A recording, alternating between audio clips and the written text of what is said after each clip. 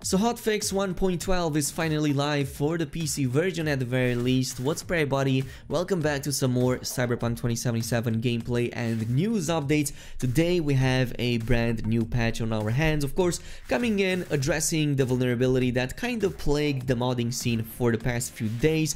Later on in the video we will talk about update 1.2 as well, since this is the biggest update that we should expect sometimes this month, maybe in the second half of it. And later on we have a very interesting take from one of the quest designers that worked on Cyberpunk 2077. So let's talk about that and more in this video, and as always, if you enjoy it at any point, it would be super awesome if you also left a like on it. By the way, a huge shout out to our sponsor Instant Gaming. If you've been on this channel for a while, you kind of know that they've been sponsoring us for a while now, but they also sell games at some of the cheapest prices you can find around. So if you do enjoy really awesome gaming discounts, and also if you want to help out the channel in the process, definitely go ahead and check them out by using my links down below. Anyway, let's begin with, of course, hotfix 1.12, which was made available literally moments ago. So this comes in and addresses the vulnerability that could be used as part of a remote code execution exploit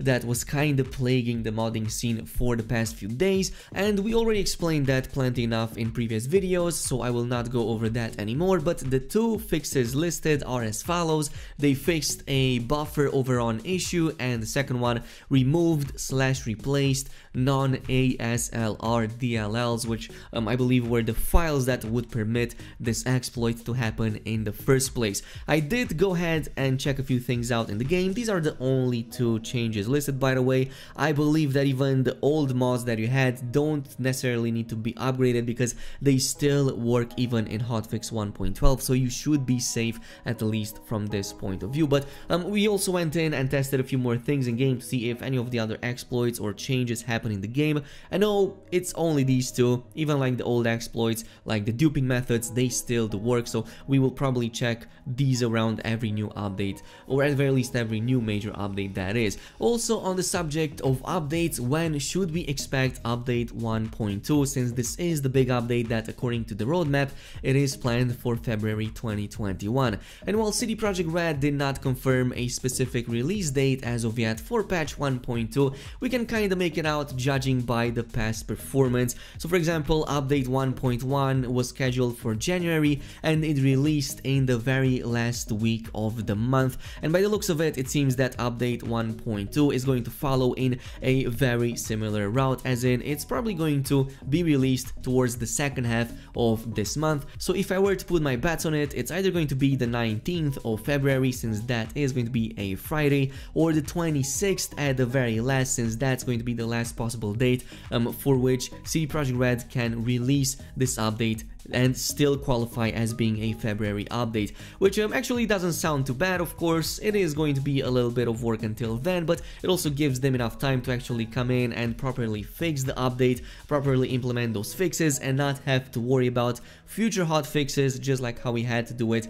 with update 1.1. Now, as far as the significant changes, anything goes, but my bet on it, it's going to be still a hotfix kind of update where only bugs and performance issues will be addressed, just like how it was in update 1.1. As far as the PlayStation Network re-release, it should probably happen this month, though I'm not going to put my bet on it. It might take at least until March, as I've said previously, until we will get to see the game re-releasing on the PlayStation Network. It might not even be tied in with a specific update, it might just be a random date at which CD Projekt Red and Sony get to agree on putting the game back and relisting it for everybody to be able to purchase it. And yeah, from that point on, I would not expect any significant new content in the game at least until May 2021, maybe even way past that. So yeah, just keep your expectations in check. But on a final note, I do want to go over a pretty interesting take from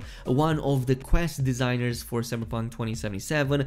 Patrick K. Mills over on Twitter came in with a pretty interesting take over here about his quest design philosophy. So worth noting, when people talk about my quests in Cyberpunk 2077, they usually like them but also mention the lack of definitive conclusions in them. Probably related, but I also like to frustrate players with ambiguity, and then he also comes in and later comments, or maybe I'm just making excuses for my inability to stick to landing. Of course, here is in the context of him not being able to always finish the games he's playing. He's usually just finishing games every few years, and I kind of like feel the same. I'm not always finishing the games, even the games that I cover here on this channel. I just don't finish them because I'm stuck to just doing too many other things that detract me from the main purpose of playing the game. So I don't always finish the main stories, the main campaigns, simply because I'm just too busy trying to uncover as many secrets as possible and trying to break the game as much as possible and exploit as much as possible before I get all the information necessary, and only then head in and complete the main objectives. Let me know down below if you're also of the same opinion. Do you do the same thing in games? Like, do you complete everything and only then do the main mission, or do you do it the other way around, complete the main mission and then finish everything that is left around it? Also, the argument about not having definitive conclusions for many of the quests in the game seems pretty interesting at the first glance, but personally I much more prefer complete story arcs where you know that you have a beginning, a middle and an end, and you know that by the end of it you did resolve, at least in part, the conflict that was present throughout the entirety of that particular story arc. That is why I believe so many people enjoy the content with many of those side characters like Panem, Judy. They at least gave you a conclusion to everything that you were doing alongside with them, and it kind of gives you a sense of accomplishment, which works really well in video games, but leaving things open to interpretation not always works that great in video games, since it oftentimes can appear as just lazy design, lack of content, or cut content, as yeah, that was a big point of discussion for this game as well. But this is it with the news as well as with the updates. As always, let me know down below if there's any issues with them. In the meantime, thanks so much for watching, and I'll see you guys in the next one.